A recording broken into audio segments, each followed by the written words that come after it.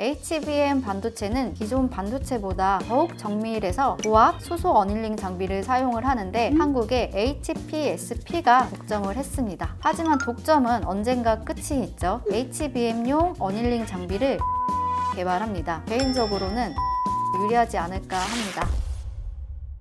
안녕하세요. 특허를 만들고 지키고 키우다 특허 만지키입니다. 챗 GPT 등 생성형 인공지능이 대세인데요. 컴퓨터 상에서 인공지능을 수행하려면 기존의 메모리 반도체가 아닌 고성능 메모리 반도체가 필요합니다. 바로 고대역폭 메모리 반도체 HBM입니다. 정말 간단하게 알아보면 반도체는 도체, 부도체, 전기가 반만 흘러서 반도체라고 하는데요. 이런 성질 때문에 전자기기에 쓰입니다. 그래서 삼성전자 이건희 회장은 반도체를 전자산업의 쌀이라고 표현을 했습니다. 아무튼 이 작은 반도체를 어떻게 만드느냐면 한 개씩 만드는 게 아니라 웨이퍼라는 기판에 회로도를 그려서 반도체 성질을 부여하고 발라서 쓰는 겁니다. 너무 성의가 없죠? 더 자세한 내용은 이 영상을 보시면 되는데 여기 자세하지만 아주 이해가 쉽게 나와 있어서 저도 도움을 많이 받았습니다. 웨이퍼 기판에 회로도를 그리게 되면 웨이퍼가 많이 손상이 되는데 이 손상된 웨이퍼를 회복시키기 위해 어닐링이라는 작업을 합니다. 주로 특수 물질을 사용을 해서 온도나 압력을 가해줍니다. HBM 반도체는 기존 반도체보다 더욱 정밀해서 고압 수소 어닐링 장비를 사용을 하는데 그게 지금까지 한국의 HPSP가 독점을 했습니다. 하지만 독점은 언젠가 끝이 있죠. HBM용 어닐링 장비를 예스티가 개발합니다. HPSP 입장에서는 독주를 계속하고 싶으니 자신의 특허권을 무기로 작년 2023년 9월 8일 예스티에게 특허 침해 소송을 합니다. 특허권자는 경쟁자가 자신의 특허를 침해한 것으로 보이면 특허 침해 소송을 할 수 있습니다. 내용은 주로 내 특허를 침해하지 마라, 더 자세히 내 특허를 이용해서 제품을 만들지 마라, 판매하지 마라, 사용하지 마라 등입니다. 상대방은 그럼 특허 침해가 아니라고 하겠죠. 더 적극적인 방법으로는 분쟁 대상인 특허 자체를 없애려고 할 수도 있습니다. 특허 무효 심판인데요. 특허가 무효가 되면 이 분쟁 대상 자체가 소멸이 되니까 특허 침해 소송 자체가 의미가 없어지는 것입니다. 또한 상대방은 나는 특허권자 특허를 사용하지 않았다라는 공적인 확인을 구할 수 있습니다. 권리범위 확인 심판입니다. 특허 침해 소송은 특허권자가 법원에 제기를 하는 것이고 특허 무효 심판과 특허 권리범위 확인 심판은 상대방이 특허 심판원에 제기를 합니다. 그렇지만 법원과 특허 심판원은 기관은 다르지만 모두 엮여 있어서 특허 침해 소송이 제기가 된 상태에서 특허 무효 심판이나 권리범위 확인 심판이 제기가 되면 법원은 심판원이 어떻게 판단하는지 결과를 보고 자신도 판결을 합니다. 심판과 법원의 결과가 다르면 법적인 공식력이 없어지니까요. 꼭 결과가 같을 필요는 없지만 심판에서는 특허권자 특허를 사용했다고 했는데 법원에서는 사용하지 않았다라고 판단이 되면 사법부의 공신력이 없어지잖아요. 그래서 권리범위 확인 심판이 먼저 결과가 나오고 그 다음 특허 무효 심판, 그 다음 특허 침해 소송의 결과가 주로 나옵니다. HPSP가 특허 침해 소송을 하니까 예스티는 HPSP의 특허에 특허 무효 심판과 권리범위 확인 심판을 청구했습니다. HPSP가 자신의 어떤 특허를 가지고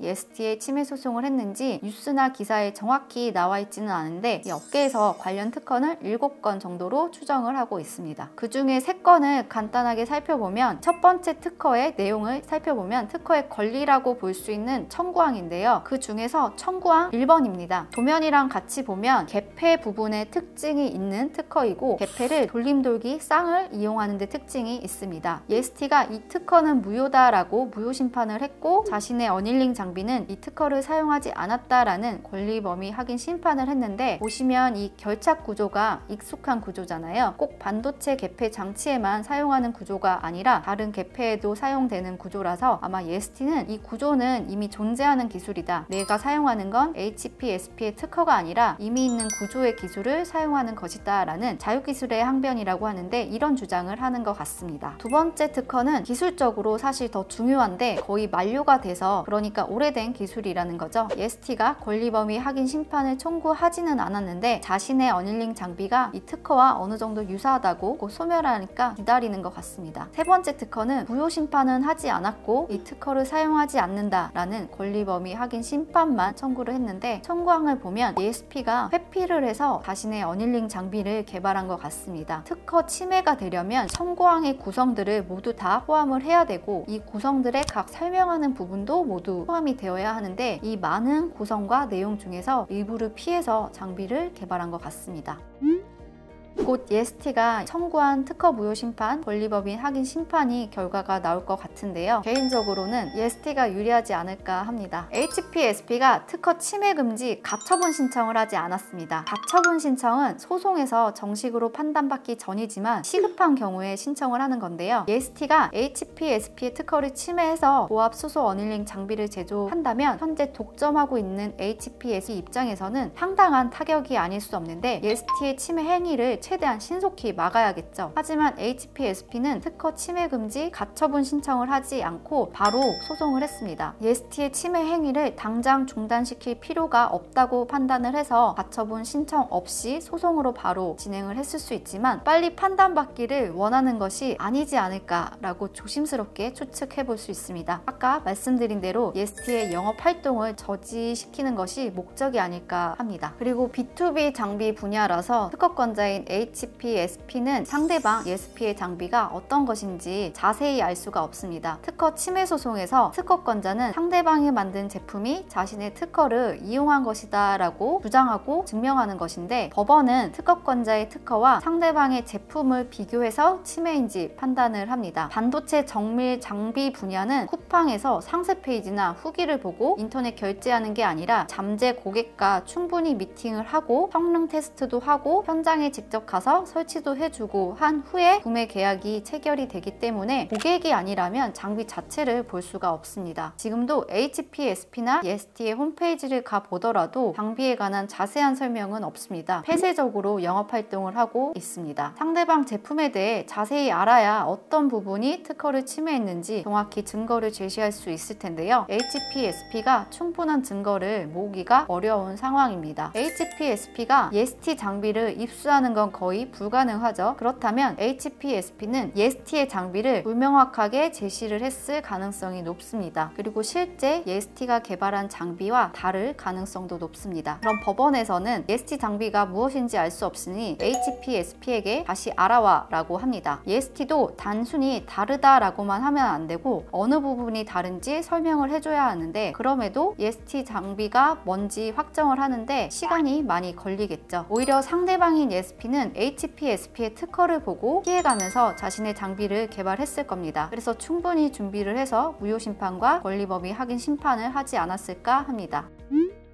마지막으로 우리나라 특허 무효율이 46.8%입니다. 특허 무효 심판 10건을 청구하면 이 중 4건에서 5건이 무효가 되는데요. 예스티가 HPSP의 특허를 무효시킬 가능성이 통계적으로 50%인데 이 HPSP의 결착 구조가 간단한 것으로 봐서는 무효될 가능성이 다소 있다고 보입니다. 지극히 개인적인 의견이니까 듣고만 무시해 주시면 되겠습니다. 당연히 소송을 하기로 결정하기 전에 승소 가능성을 판단을 하는데 승소 가능성이 낮아도 소송을 하는 경우가 많습니다. 상대방이 특허 분쟁에 휘말렸다는 사실만으로도 상대방의 고객사나 협력사들은 조심스러울 수밖에 없는데요. 왜냐하면 상대방이 특허 침해 제품을 생산을 했다면 그 제품을 사용하는 자신들도 특허 침해가 될 수 있기 때문입니다. 그래서 소송하는 동안에는 적극적으로 영업활동을 할 수 없으니 큰 매출을 일으키기는 어렵습니다. 게다가 소송 기간이 길어지면 결과와 관계없이 마이너스가 되겠죠. 특히나 반도체 산업은 기술 발전이 빠른 분야인데 제조와 판매를 적극적으로 할 수 없으면 기업 입장에서는 큰 피해가 되겠죠. 특허권자는 소송을 하게 되면 권리자 입장이니까 유리한 위치에 있습니다. 소송에서 지더라도 그 기간 동안 자신은 계속 영업활동을 할 수 있지만 상대방은 못하니까 시간과 비용이 들더라도 상대방에게 특허 침해 소송을 합니다.